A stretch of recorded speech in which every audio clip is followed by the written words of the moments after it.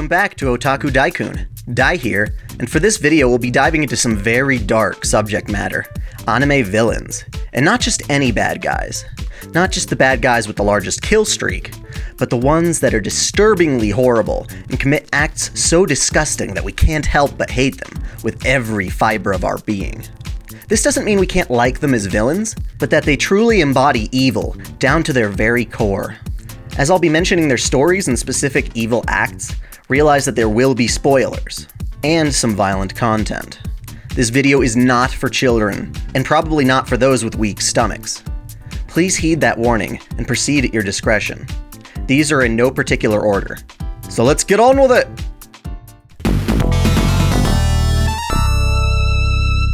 These two are at their most evil when they're a team.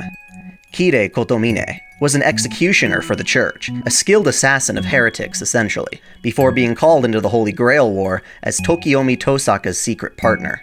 Kirei's sense of happiness and satisfaction had always been twisted, even since his childhood, as he lived his life as virtuously as possible while burying what he considered to be sinful urges. For example, he married a sickly woman in order to pursue a normal life, only to feel grief and sadness at her death, not because he lost a loved one, but because he was secretly disappointed at losing the chance to kill her himself. His internal conflict was distorted such that he claims to have no desires of his own, and that pleasure itself is sinful. Gilgamesh, the ancient king of heroes, was summoned by Tokiomi Tosaka for the war, but Gilgamesh shows very little interest or respect for his own master, because Tokiomi lacks worldly desires in pursuit of his legacy as a mage. Gilgamesh is an egomaniac who claims all worldly objects, including people, as his own personal possessions. If he has something he wants, he takes it, without any regard to morality or cruelty. He views humans as tools for his amusement, looking down upon them like dogs. He meets with Kirei several times early in the war because he's fascinated by Kirei's twisted personality. Gilgamesh convinces Kirei that there's a latent desire he wants fulfilled, despite not being consciously aware of it.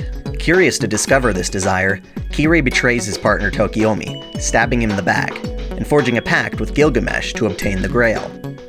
Using their immense strength, as well as manipulating the competition, Kirei and Gilgamesh find themselves before the Grail when it gets destroyed, drowning them in the cursed mud within. While bathing in the Grail, Kirei's desire manifests in the form of a massive fire in Fuyuki, killing hundreds. Witnessing this catastrophe, Kirei awakens to his inner evils, continuing his partnership with Gilgamesh, who survived the curses of the Grail without much trouble at all. Kirei keeps Gilgamesh sustained in the modern era by allowing him to drain the mana from children who were orphaned from the fire. Kirei's most evil actions include stabbing Irisfeel in the stomach, murdering his mentor, setting Karia up to strangle Aoi, snapping Irisfeel's neck, giving Rin the very dagger he used to kill her father, hiding orphans in the church's basement for Gilgamesh's nourishment, and murdering Bizet prior to the Fifth Holy Grail War in order to steal her servant, Lancer. Gilgamesh, despite being quite the looker, shows his true ugliness by treating humans like animals, pushing Kirei to become a monster, sexually and violently abusing Saber, using said orphans for nourishment, slicing Ilya blind and ripping her heart out, betraying his master Shinji, and trying to use the Grail as a means of purging the weak and superfluous from human civilization. They're very well-written baddies that really make me hate them.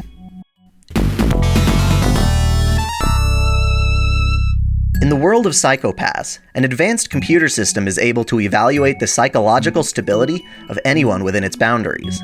This system of measuring one's psychopaths is used by law enforcement to punish criminals by stunning or blasting them in the bloody bits, depending on their psychopath score. The system is seen to be flawless and never wrong about noticing people's potential threat to society. Enter Shogo Makishima, a man who discovers he's so alienated from other humans that he can actually control his own psychopaths, making him immune to judgment. The Public Safety Bureau is unable to kill or take him into custody, as the Sybil system perceives him as having a healthy psychology, despite being a cruel murderer.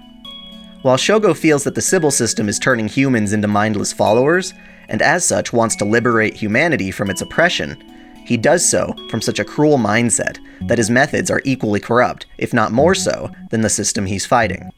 He proves to be the mastermind behind many of the anime's criminal scenarios, but he's at his most evil when tormenting Akane Tsunemori, an inspector who at first was completely obedient to the civil system.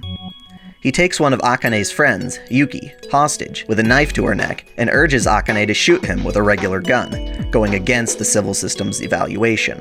Akane, so obedient and trusting in the system, is unable to summon the courage to defy it. As such, Shogo slits Yuki's throat to prove a point, landing him in my book as one evil son of a bitch. How far are you willing to go to uphold your status or reputation? Hopefully not as far as this sleazebag. Shou Tucker is a state alchemist known as the Sowing Life Alchemist, known for his work with Chimera, the combining of different creatures into new ones. He becomes famous during one of his evaluations to keep his state license by creating a chimera that could speak human language. Creepily, its only words were, "Kill me," before dying shortly afterward. Nevertheless, his work was groundbreaking enough to keep his license another term. When his next evaluation comes up, the Elric brothers are introduced to him and become friends with his daughter Nina and her dog. They form a close bond until the brothers witness Tucker's new chimera that can speak. As the dog-like creature calls out, "Big Brother Edward," the brothers realize that Tucker's talking chimera were made by Tucker sacrificing both his wife and daughter for his experiments, and that the creature in front of them was a combination of Nina and her dog. In the manga's canon, both Shou and his chimera are murdered by Scar for their sins. This evil daddy is one of the most widely hated anime characters around. Griffith is someone who, at first, seems admirable in his dreams of founding his own kingdom, but he proves his evil in being able to sacrifice anyone and anything in order to realize that dream. He forms a mercenary unit with those who follow his passion, forming a strong bond with them, particularly with Guts, a person he considered his friend without openly announcing it. When Guts leaves the team to pursue his own endeavors, Griffith is devastated. He inappropriately has sex with royalty, gets caught, and is tortured for an entire year. Being permanently crippled, Griffith wishes for death, being unable to realize his dream.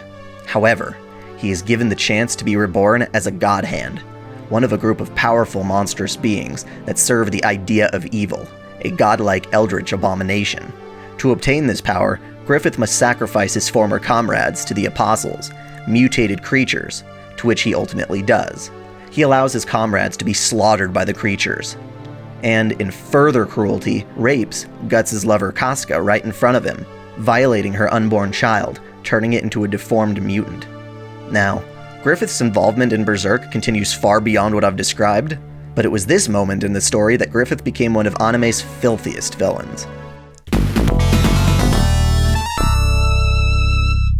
Gates is a psychopath, for sure, a terrorist agent known for killing his subordinates when he's failed or put in a bad mood. He also has a knack for singing Ave Maria as those around him are slaughtered. He is entrusted with the twins, Yulan and Yufan, Garen's protégés. We also catch a glimpse of him masturbating to images of kittens. How lovely. Despite this lunacy, he is surprisingly intelligent and skilled in combat, to the point where Mithril struggles to take him down on more than one occasion. What makes this sicko so evil is his cruelty toward his own allies. He's at his worst when the twins betray him for having destroyed their town during the Second Chinese Civil War, and he pays them back through torture. He obtains Yulan's corpse and plays with it like a marionette to taunt Yufan, only to accidentally break her arm. After enraging Yufan with his disrespect, Gates runs her through with a javelin with his arm slave.